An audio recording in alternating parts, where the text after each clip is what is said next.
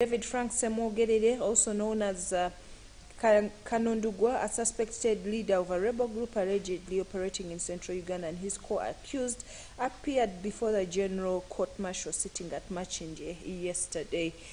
The details are in today's New Vision. And also, gunmen raid police station and shoot 2 officers dead in Luwero district. And in the Daily Monitor today, thugs kill CID boss in raid on station. It was a nightfall attack. An ambush at the police station in Busika, Luwero district, north of the capital Kampala, leaves the inspector of police, Moses Wagaluka, the OCCID, and police constable Alex Songola dead. The unknown gunmen reportedly fled with 2 guns. It's in today's Daily Monitor. On front page, they bring you how the deceased were posthumously identified as Inspector of Police Moses Wagaruka and the OCCID and police constable.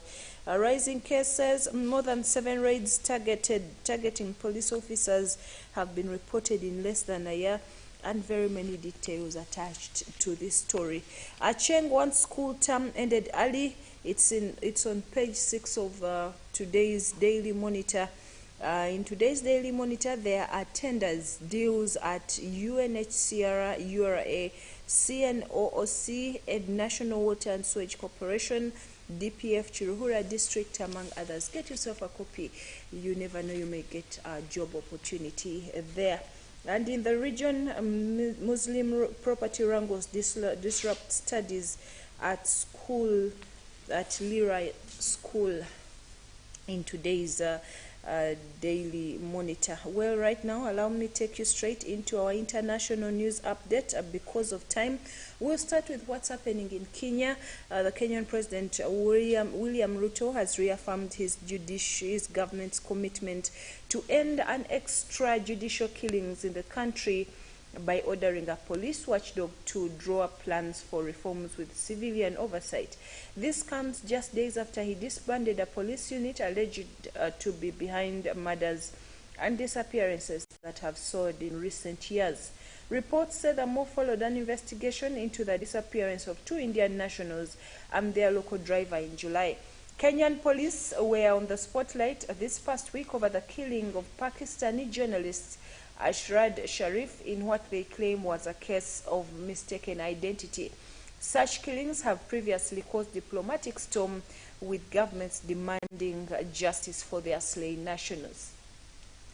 In Somalia, journalists, students, and traders are among the 100. The president of Somalia has condemned an attack on Saturday's bombing in Somalia's capital, Mogadishu. The death toll may rise further as the search for missing people continues, and if the condition of some of the 300 people wounded deteriorates, said Somali's health minister Ali Haji. The government yesterday formed a committee led by the health minister to coordinate the emergency response, and Kenya, Turkey, Egypt, and Saudi Arabia have been asked to send doctors to help. Somalia's President Hassan Sheikh Mohamud, who visited the scene of the attack at the Sobe intersection, said it was similar to the country's deadliest bombing on the 14th of October 2017, which killed nearly 600 people. The country has a fragile healthcare system, and its health minister says it is difficult to provide air evacuations for the hundreds of wounded individuals. And in the Middle East, about 1,000 people in Tehran have been charged in connection with the anti-government protests that have engulfed Iran, according to the city's chief prosecutor. Suspects accused of acts of sabotage, including murdering security guards and arson, face open mass trials this week. Authorities have not said how many have been arrested nationwide, but rights activists have put the total at 14,000. The announcement came as 2 teenage protesters allegedly killed by security officers were buried in northeast Iran. Kumar Daroftate, who is age 16, was shot at close range at a demonstration in the city of Pirasha and died in hospital on Sunday night. And in Brazil, more than 17 hours after Brazil's electoral chief declared Luiz Inácio Lula da Silva the winner of the presidential election, defeated incumbent Jair Bolsonaro has yet to concede.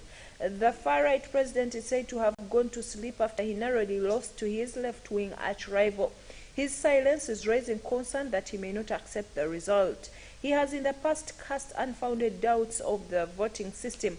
Combative statements from Mr. Bolsonaro in the past, such as that only God could remove him from office, mean there is a tense wait for him to appear in public. And on the war in Ukraine and Russia, people in the Ukrainian capital Kyiv had to queue for water after Russian missiles struck key facilities across the country yesterday.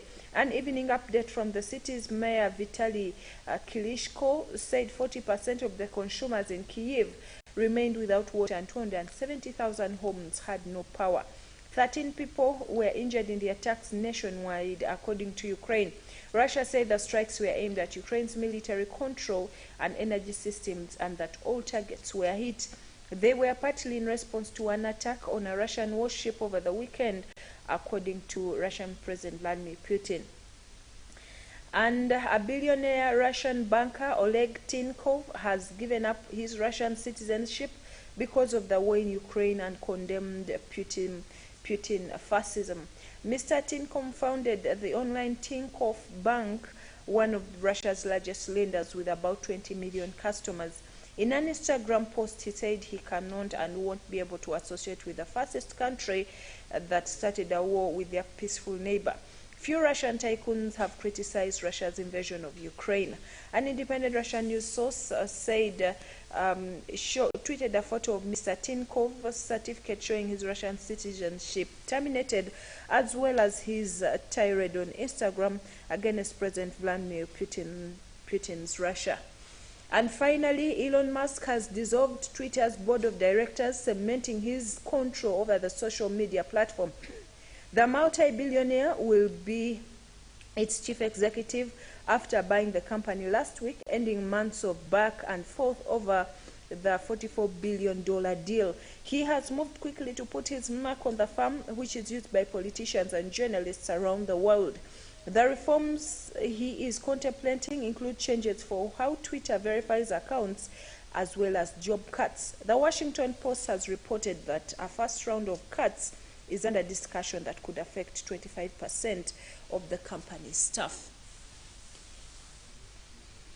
Well, that brings us to the end of this morning's news update. Thank you for watching Channel 44. The Pastors Now program is coming up next. Please stay tuned. Before I leave, I remind you of the Karamoja cry.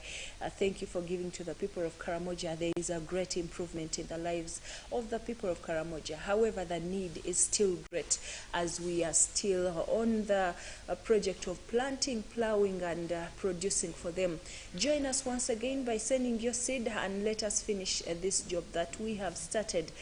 So far, what has been done is great.